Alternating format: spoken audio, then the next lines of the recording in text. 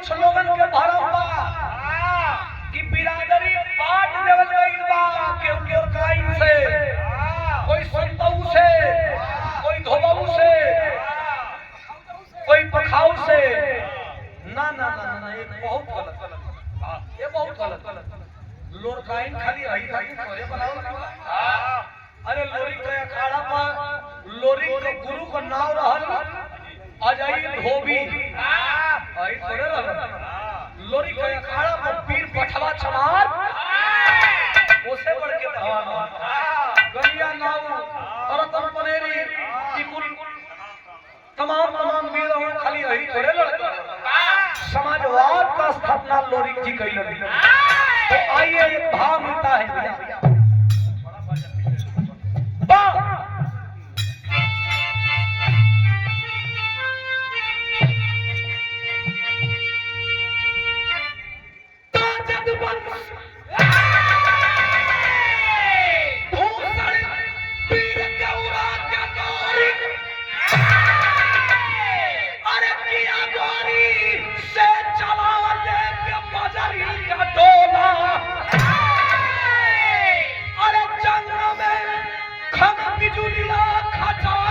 चलेगी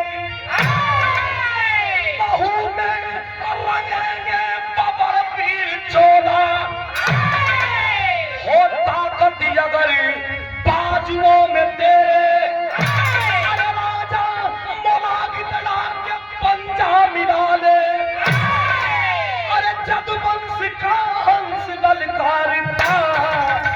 अबोरी से मजरी का डोला उठा ले।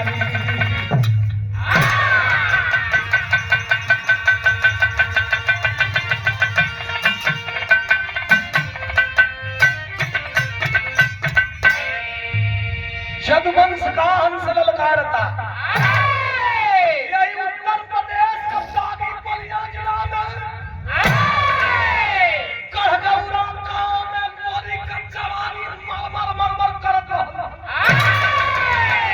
और उत्तर प्रदेश का सोनभद्र जिला में एक बदमाश राजा जोने राजा का नाम रहल मोलागी। ये बड़ी बदमाश है, बड़ी बदमाश। अरे घर का हमरे घर का जब बहिन बेटी जवान होकर जबरी से पकड़ के महल में ले जाके बेइज्जत कर देगा। इतना अयास से तनी अयास रहल कि कन्हैया ने 50 आदमी ठेका पर दिया। ए भैया जाकर के राजा के सामने आदमी तरस रहल लचार, क्या मर्दा क्या न करता। चुपके से ब्राह्मण देवता यही बलिया में लोरी के खोजत लोरी के रियाज पानी मार के बैठा रहल। भगवान जब रियाज मार के बैठा रहे तो दिमाग एकदम धक गरम चले के हटा लगत है जगह से घूमटा। लोरी के सामने खड़ा हो के ब्राह्मण देवता कहल कि भैया लोरी तोरे नाम लोरी खना, हमरे नाम लोरी खना भैया खरबा बड़ा छोड़ गरम भइला लोरी खाना खाना गोहन जानी ओरी लइकवा से पूछल जाला का किया बड़ बुजुर्ग ना होला खाना पान मालिक के कौन सवरू दादा बैठा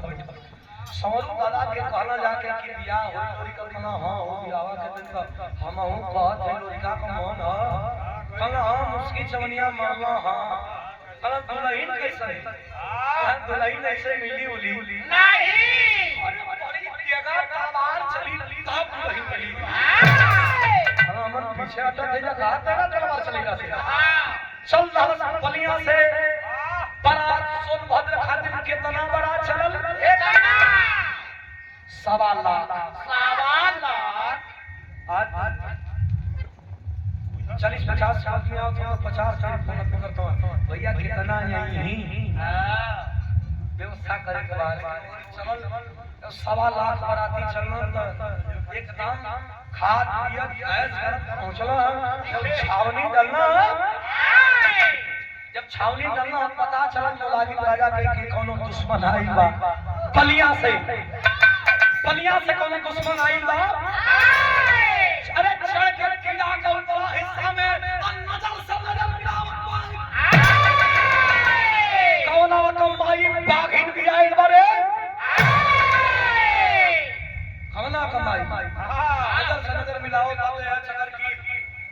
पास लेकर लोरी के रियाज मारा खान नजर से नजर मिलल बिरहा में कवाली का मास्टर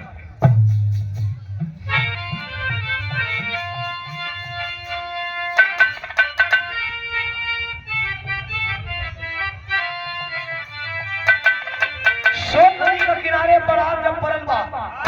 तो बिरहा में हमने जन्म का पहले का तरज बा इतरज के बड़ा पुरनिया दादा चाचा लोगन पूरी जनों में बड़ा सहिहार के गांव कैसे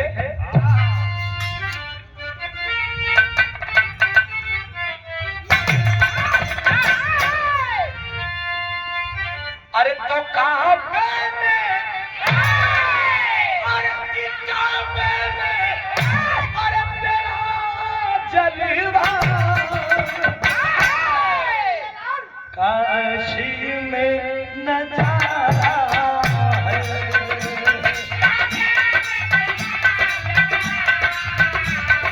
काशी में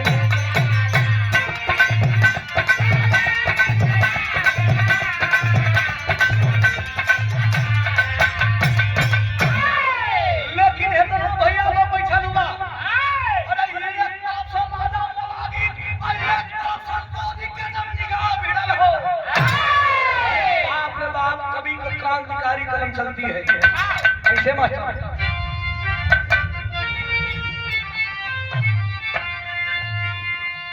अरे की परवा अरे की परवा अरे नहीं मुझको जीने और मरने का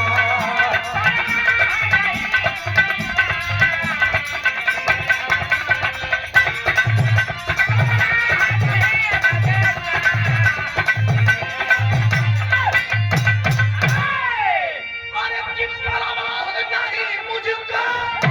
अरे जीने और मरने का अरे की जीने और मरने का अरे कितने छूना अरे कितने छूना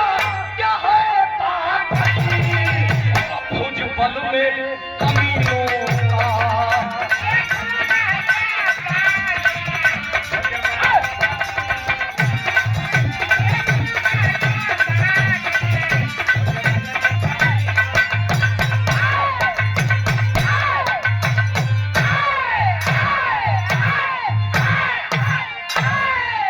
बहुत अच्छा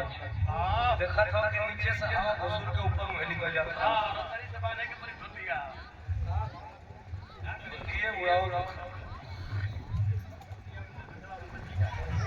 मैं शरीर के सुकून जब हवा ऊपर से निकल जाता है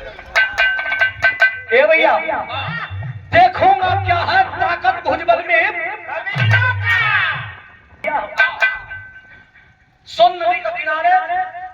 जब देखलस के रे इधर यारी और कुछ सवाल लाख कर दिला के चलिए इमरजेंसी मीटिंग बैठा दिया कि जो लोरी का गर्दन काट करके लाएगा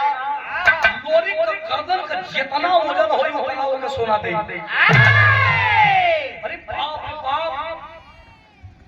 खलबली मच गई जवान में के काटी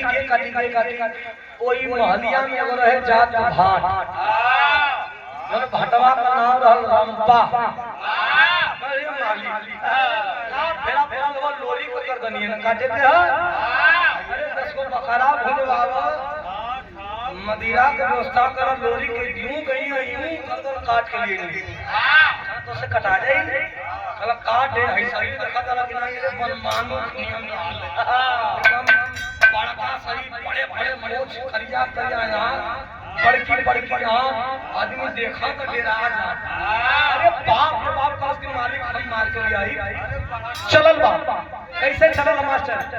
बिरहा में एक तरह लगता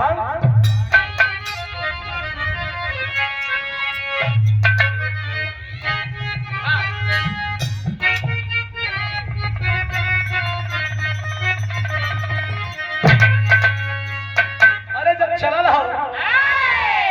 बिहार की तरफ नहीं बा के छपरा से रिलेटेड लोग बतावे कैसे मास्टर अरे के छपरा शहरिया में अरे के पीर के नाच चला खावा देवर मन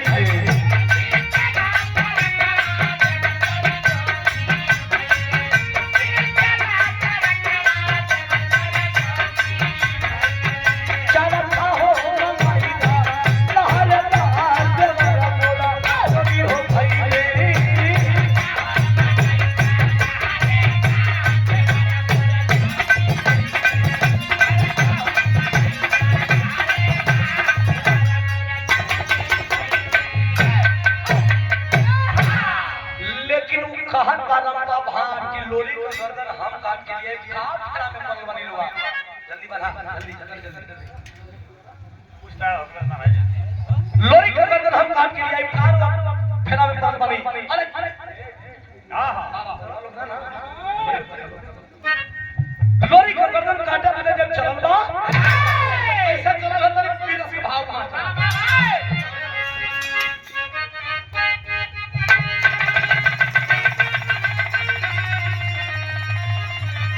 अरे ठोकी ठोकी भूजाना पे अरे भाटी पाल आजा के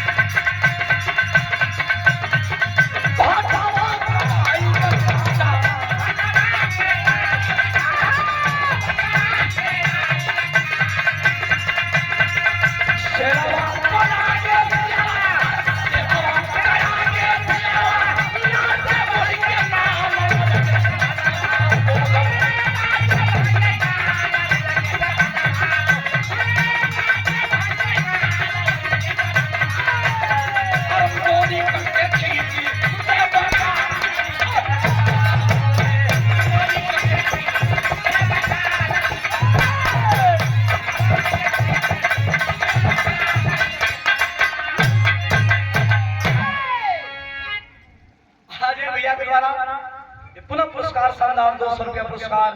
अजय यादव भैया बुढ़ौल के ऐतिहासिक धरती से ये पुनः 200 रुपया पुरस्कार दे बनिए भैया कोट को नाम सब भैया बिहार जी नाम पूछे आशीर्वाद की कामना बात यही कर हुआ लोरी का गर्दन जो लाएगा जितना वजन लोरी का गर्दन होगा उतना सोना से उसे सम्मानित किया जाएगा। अरे चला ले ये ठक जब चला ला बड़ा का दिल लेके जब पहुंचल बा वही सोन नदी के किनारे बड़े बड़े पेड़ गिराए बनाई भाई हां क्या बात अच्छा झकारी बड़ी की शरीर बड़का बड़का मूंछ लेकर के करिया करिया आंख लेके जब पहुंचल बा जब पहुंचल अरे बाप रे बाप बड़ बड़ पीर हटे लगन भैया क्या बका लोरी के मां के हां के करे अजय कहां के वो लोरी को छोड़ो भैया क्या के लोरी से भेंट करला बाबू बेटा बाबू लोरी को जान कर के वही लोरी खवे लोरी कना भैया फरमाओ जाए वही लोरी कला द्वार पर दुनिया काटे ले लोरी लोरी कोई मिजाज में रहना कला भैया काहे तो हाथ दो चार बीघा चरैले हैं काहे मगर दुनिया कटवा कला मेरे राजा का किला पर चढ़ाई करी जात कहीं रे गैया कैसे चढ़ाया तैयारी लड़े आज गर्दन काटा गर्दन कटला से यमराज भी ना रुक सकेगा लोरी को मजाक का मूड में रहना कहीं भैया गर्दन हमर मत काटा तू ये तनी करार दिखा था कि हम जाए भैया से हम होगा नहीं अरे बाप रे बाप बड़ा खुश भइल उसकी प्रकार वीर की कहला सरेंडर बोल गल कोई नहीं कहता कि हम तो से लड़ा नहीं जाए लोरी कलहा ने तो से खेल लड़ी ओकर में देख के राजी आदमी लड़ी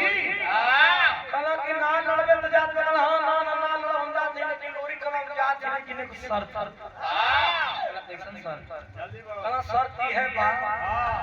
कि तोरे पहाड़वा को बड़ा मुकैचा का काटा हो मुकैचा आप जहां जहां चढ़का टंका होला कला मुकैचा का काटा होला ये का बोझा दे देता मर दे तम चले चलो का पैसा का करो भैया कल बड़ा भैया भैंस आई टाटी बांध तू पारिया भर और रंपा भाट मकई चा का काटा काट के क्या का बोझा दे के के प्यारी के सामने एकदम हां जब मोटर कलस कलस के ले जल्दी जो जल्दी बलिया चल अब लोरी जब मकईचवा के कटावा नहल हम मकईचवा के कटावा चलावना धीरे धीरे सहिहारे सरियारे चिहू के इले वही में आ गए अजय धोबी भी आ गया वीर बछवा चमार भी आ गया एक और मोठा उठा पलमा सहिहारे से कहना कैसा भैया कोई सहिहार कहना भैया बड़ा दूर जाए के कटवा गड़ी न कपड़ा में सहिहार के पाने के होई अरे बाप रे बाप अजब सहिहार के पांचों वरिले पांचों पीर वही लंबा भात कचकरी बनाना है तब बैरिया के कटावा होला जाला तो सीधे लेकिन मजा के चढ़ रहेला जाला तो सीधे चल जाला लेकिन खींचत आवे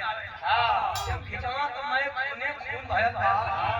कलश के लिए सरवाई हमरे से काटा कटवियो आसा एक मारा छरो खुदा भागल बजा ले के जान ले भगल तो बिना में दर्ज कौन मास्टर वो जमाने रहन 30 रीच के जमाना वाला अपने गुरुजी विजयलाल गुरुजी और अनीता राज का जोड़ी वो जोड़ी ना रहन अब जो धन चाहतो से बढ़िया बढ़िया धनी की जोड़ी रही जोड़ा रहा छिलवा का फेरा पर खबर चुका तो राज ले ना लगा दवा कहीं करे ना हमन दोनों गुरु समझ नहीं जाते तो चलो करम करम ए भैया ओ गई कवाई कैसे गेले रहल यानी कन्हैया भैया हमरे में ढेर इंटरेस्ट लेवा काहे कि ढेर पात जहां यहां एक जगह तो पा लगा लगा भरे भरे कैसे हमरे गुरुजी गइले रहलन अरे कोरिया दिन भर कई के कटियो समय भी हुए बा कोरिया दिन भर कई के कटिया लेके सजुक सिलावटिया पीछे लगना मसाला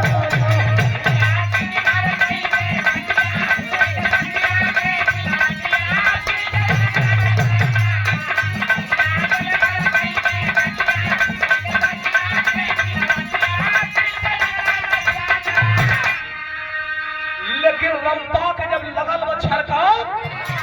तो भागल वो जान लेके कैसे बुढ़ोल के ऐतिहासिक रंपा भागे लगे औरा तोला को मारे लगल वीर कहे जे तो कैसे भगत अरे रंपा भागल लेके जानमा रंपा भागल लेके जानमा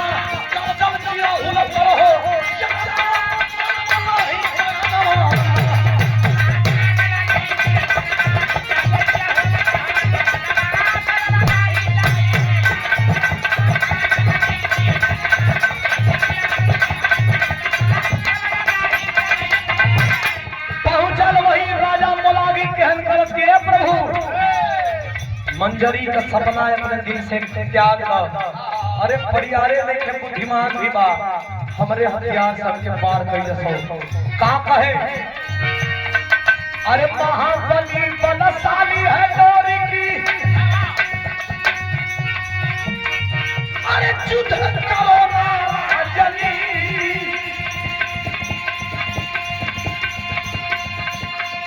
अरे कभी मारे की मंजरी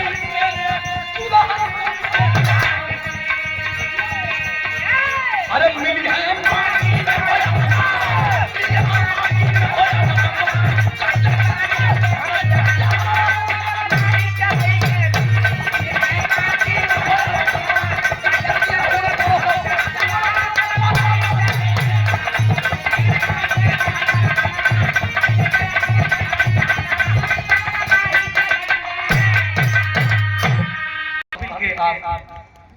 शानदार श्रोताओं में से एक है। मैं बहुत बहुत धन्यवाद देता हूँ। मिले हम माटी में हो मनवा करजन जी हो जावा महाराज इतना आसान चीज का। अरे बाप रे बाप, हम तो कहीं खाली परवान के संगे संगे मुटकी दे हम मुटकी दिमाग कमा लेके ईमान भी बा न मराई धर्म पर भाटे के जात तुझे कुछ खबरी होरी नहीं सुन लोरी के तमरे चुटकी मार दे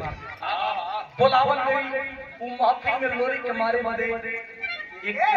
के बोलावल गई भैया बियाह में चल कर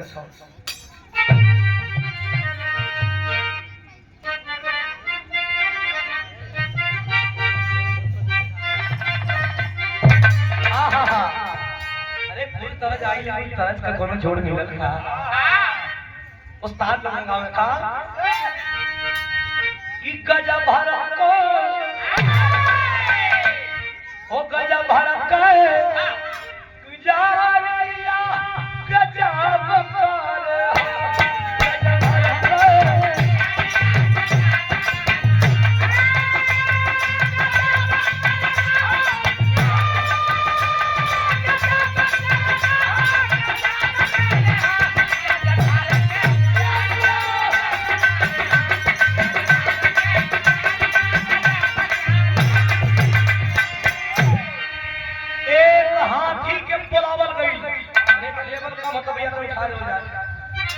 एक हाथी हथनी के बुलावल गई जरा हथनी के नाव करना अब के बुला के कई का गई अरे मदीरा भरत पे अरे मदीरा भरत पे अरे प्यारा के प्यारी हट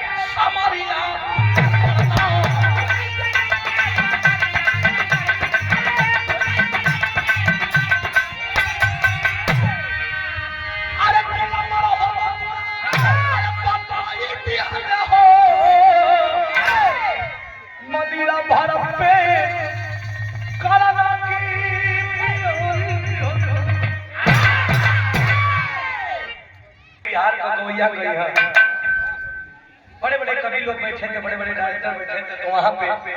अरे बेचू गुरु जी गीत लिखना की गरजे बिहार जब भर के होकार भागे लड़वैया रणवा बार गुरु जी जब हमारे एंट्री भई तो ये गीत हम शुरू कइनी चैनल पर करोड़ों आदमी देखना बेचू गुरु जी का गीत लिखा रहा धुनिया कौन बैठे तो करा तो शब्द न बैठे बेचू गुरु जी कहना का फेवा में पर हो रे हम हो बतावा के लेके ले रहे कई मुंह हरिलाल के कहना लोग बिहार से गीत लिखे कहना तैयार कहा कि गरजे बिहार जब भर के होकार भागे लड़वैया रणवा हमें याद आ गेल हो कि जमाना का ये 5 वर्ष पहले कवि जी का कलम चला रहा हम चाहते कि आप आई दीवानी तनी के साथ आशीर्वाद प्रदान कर रही मंच में आकर के गरजे बिहार घर के हुंकार भागे लड़वैया रणवा कितना आदमी को जीव लड़ी पठाई रहल फिर ओके शुद्ध कइल गेल काट जब आदमी कहा कि लड़वैया रणवा अरे बाप रे बाप कोई रहल का होई ना दारू क्या कलम खूबसूरती है देखते रहे सब फोन करवा ले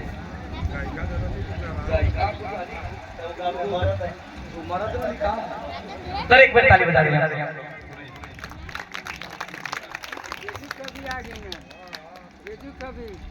आज नहीं बड़ा सम्मान न आपने कभी अखाड़ा देखा न आपने किसी कलाकार को देखा जो कलाकार आपको याद किया आपने अपने आशीर्वाद की छांव में सबको रखा और हम गर्व है कि ऐसे लोगों के बीच में मेरा लालन पालन हो रहा है ऐसे अभिभावकों के सानिध्य में हमें करना हाथी के बुलावल गयल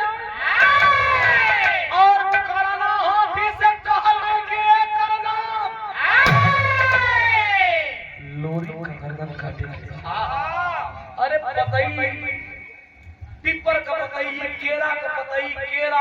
आज 10-20 कुंटल दारू जब पियलस त दारू के ओयन के जौन बात के कान में भर देबा उहे टेक ले ओकर दुकान में भर कर के खाली लोरी के मारे का भी आप कलश के लोरी के मारे के लोरी के मारे के भैया लोरी के मारे बोले चल लिया मंजरी के कलश की करना हाथी लोरी से कलश के स्वामी 10 मिनट खातिर तने लुका आ जेता लोरी कमा करे बड़ बड़ वीर के पा लगा दलिए हाथी से लुकाए बोले आले कलश सुना कबो बढ़िया काम छुप के भी कर दो जरा रुक जा लुकाई लहन जब हथनी छलल वो वहां से हाथ जोड़ के सामने खड़ा हो गई मंजरी के अब ही नहीं का दिया आइलू हमर मांगो जाई हथनी का दारू हक फटल कलश देखलस नीचे कलश के हां मंजरी कहो तो के सोन नदी में धोइले हैं पानी पियले हैं संग ही खेलले हैं जा लोरी से जानो तुम के मन पिया गइल गइल लोरी के मारे फटल हो जब फटल हो ये हर मंजरी के बात सुन करके और हथनी जब हर आंख मिले बिया लोरी से इशारा कर ली मंजरी के कर भग फटल है अपन की सा जल्दी निकाल के खान लिया मारन त फिर भग में हो तो तोरे नाव रेटी अरे बाप रे बाप ओतने घड़ी में निकाल करके खान बिजुलिया लोरी कइना हम तेरी भाव और घर के अधिकार में हरे आदरणीय चित्तू यादव आपके द्वारा 500 रुपया पुरस्कार का कोट नाम दिल से धन्यवाद आशीर्वाद की कामना हो कैसे तेरी भाव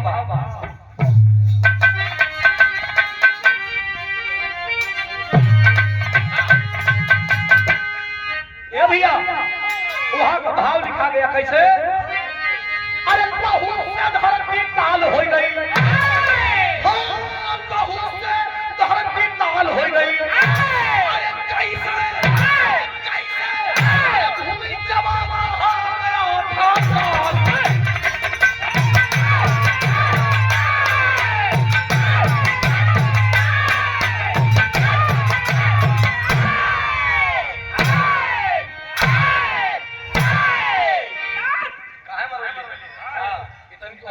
भैया लहू से धरती लाल हो गई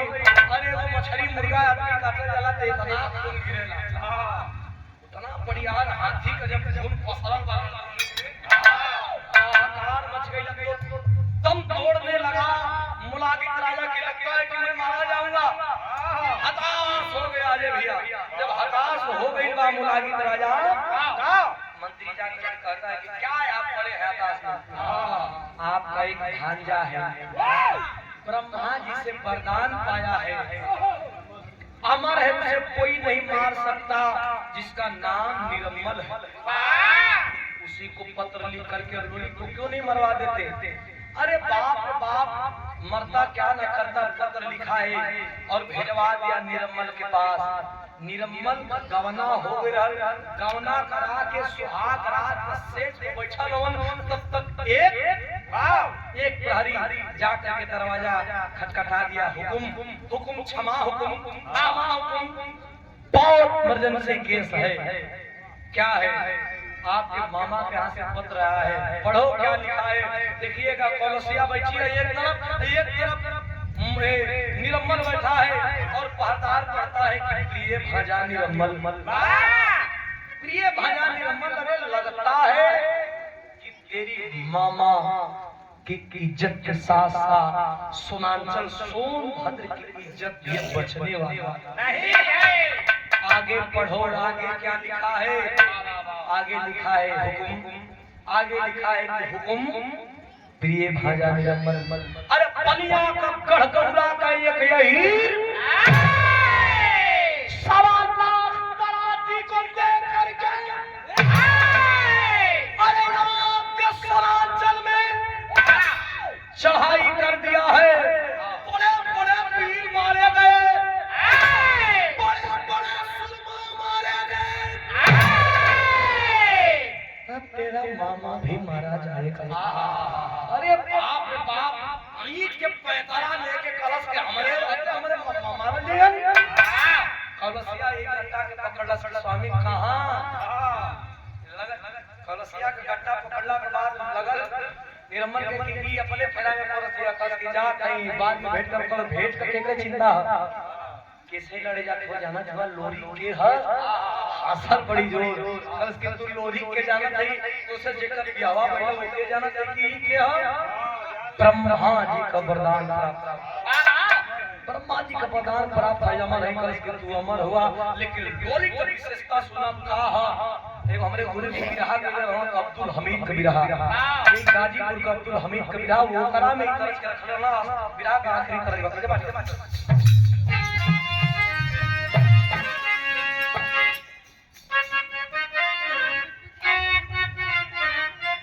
अरे हर दिन नवाज पढ़ा भैया पढ़ावा था ओ माई दर्ज के गइले रहलन का अरे करज पड़ा अरे करज पड़ा अरे गाजीपुर का गदे करज पड़ा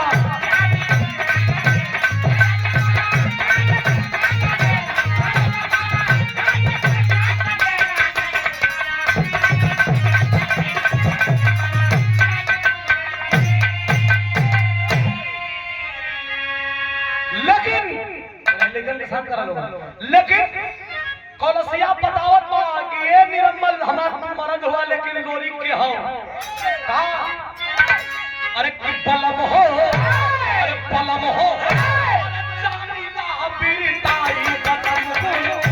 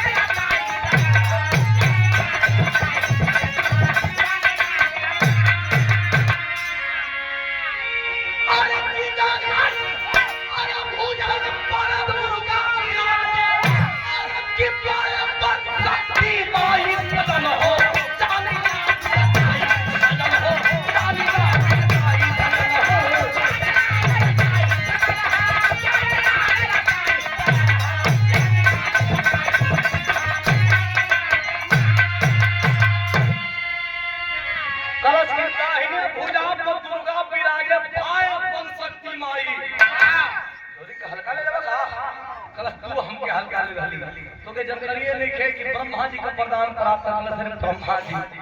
विधि का लेख को भी टाल सकता है लोरी अपनी अर्धांगिनी के पाद को छोड़ करके और पांव को हटा करके चला है निर्मल पीर निर्मल तो पपट की लाइन लगी ना चला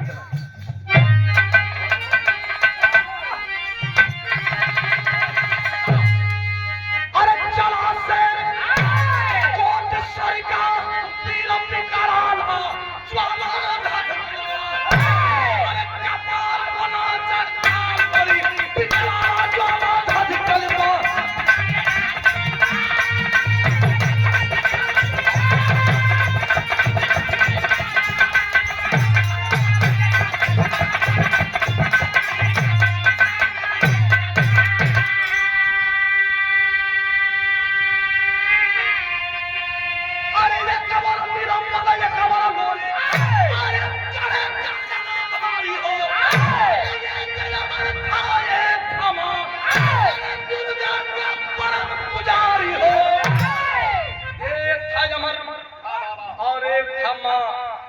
दुर्गा का परम पुजारी हो अरे दुर्गा माई देखली कि निर्मल आवत बा कल ले करके रथ आकाश में लगली घूमे आ दुनिया सोचत बा का सोचत बा अरे क्या करे गले में अरे बड़ी विजय कमाला ज्वाला धक कलमा अरे कपाल बना जे बड़ी बिचारा ज्वाला धक कलमा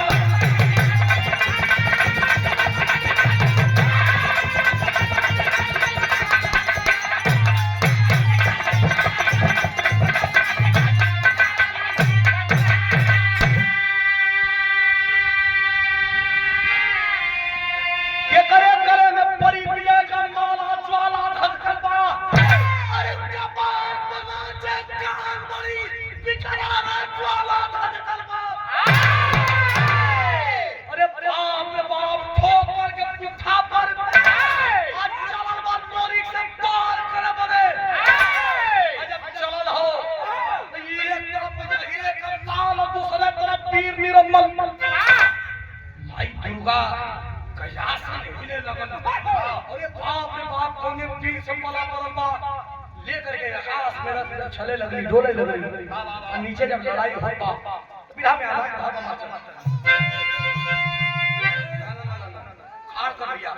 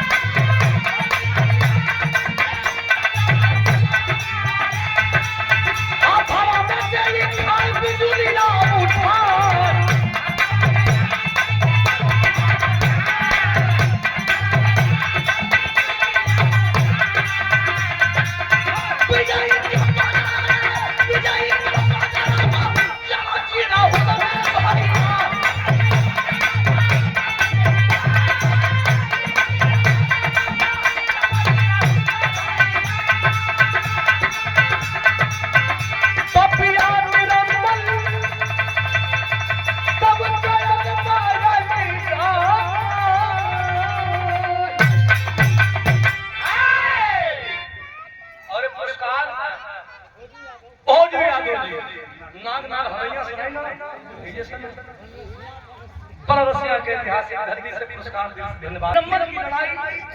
लोरिक से होने लगी। इतनी बार निर्मल की गर्दन लोरिक काटते थे, मूड़ी आकर सट जाता था। बड़े बड़े वीरों को मारा। ये कैसा निर्मल जिसके सट जा रहे दुर्गा की तरफ देख रहे, दुर्गा मैं को हम काटत रहा। अरे कौवे काटी जो भी काटत सट जा बड़ा बेजो हो जाए कहा हमें बेइज्जत ना होगा। भगली तुरंत सब देख के ब्रह्मलोक में ब्रह्मा जी सकली के कैसे कहा कहिए हुआ हो। अरे कैसन अरे निर्मल का बनी देखा था जीवन पदरी का जीवन पदरी का तो अमर लिस्ट में है। सुनो जल्दी फारा कर काय फारी कहला नाम फरबत में परम हल्लो भवे के जला दे अरे झपाट के फार के बाती आ जाई हो कोई जिरहुल में कली ए बेटवा अरे जल्दी काट अरे काटत काटत तो हम जना कहीं खुद कटा जाए लेकिन यो काट कोनो दिक्कत ना भैया माई की बात जब ऊपर से सुनलन गान करके तलवार और खान बिजलिया निकाल करके तलवार और लोरी निरम्मल को गर्दन की तरफ चलाते हैं तो कैसे चलाते हैं मास्टर अरे बढ़िया भैया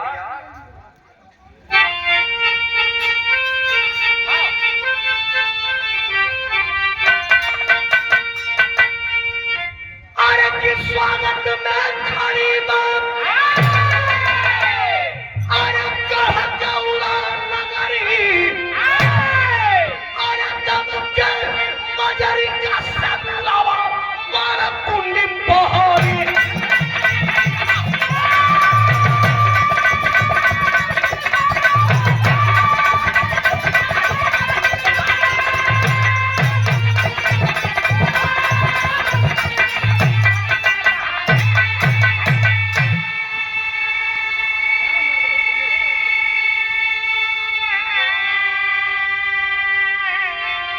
स्वागत में खड़ी बाबा गौरा नगरी अरे काट के गर्दन काट के रही सवा लाख बराती का चेहरा खिल गई तब तक जदनिया कटल त निरम्मल के मेहरारू पड़ोसिया आके इधर आचर फैला दे कैलाश का अरे फैला के आचल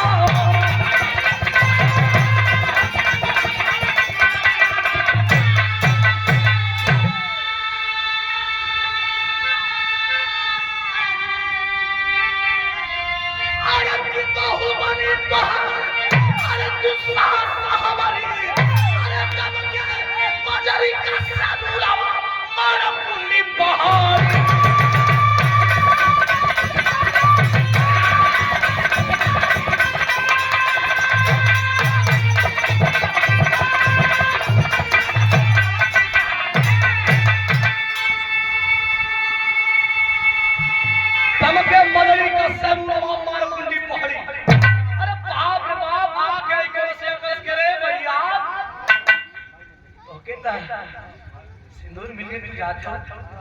हमारे विषय में ना सोचलो हम मर जाए जाते उनके चिता सही सही हो जाओ हमें कुछ देबो का चाहिए कलश के कुछ और दे दा माई माजरी वरदान डाली कि अगला जन्म में तुम्हार बहू बनबन कैसे जवन निरम्मल मरल रहल वो है निरम्मल अगला जन्म में मंजरी के गर्भ से निकलन गर्भ धारण के लिए जब मंजरी एक बेटा के जन्म दली जन बेटा का नाम रखाई पीर भोरी अब पीर भोरी से वही कलसिया का बियाह भयल पिछला जन्म का उहे रहल निरम्मल अरे बाप रे बाप सिंदूर के लगा के आ टीक के आ सिंदूरवा का काश के बेगली वही धरती पर जहां बेगली वहां का धरती आज भी याद पीर लोरी पत्थर का निर्माण पीर लोरी पत्थर का कैसे इतिहास बयान माई मंजरी जब वहां से चलली तो कहली कि आज नजरे छोड़ दे कोनो निशानी दे देता प्रभु कोनो निशानी जोन की प्रेम का निशानी अमर रहे अरे निकाल करके खान बिजलिया पड़का पत्थर के अब मरलन पीर लोरी का बेरी में दो फाट हो गए आज जब दो फाट हो गई प्रेम का निशानी आज भी एक लोग बतावे ना सुरांचल के लोग सोनभद्र के लोग कि जे लगन के समय में पत्थर के देखेला तो पत्थर का रंग सिंदूरी हो जाला सिंदूर कलर का तो आज भी इतिहास गवाह बा प्रेम का निशानी कायम बा कहना है कैसे गुरु बिहारी गुरु गणेश गुरु राम नाम गुणकारी अरे स्वर्ग के चंद्रिका कवि अरे जल्दी बने पुकारी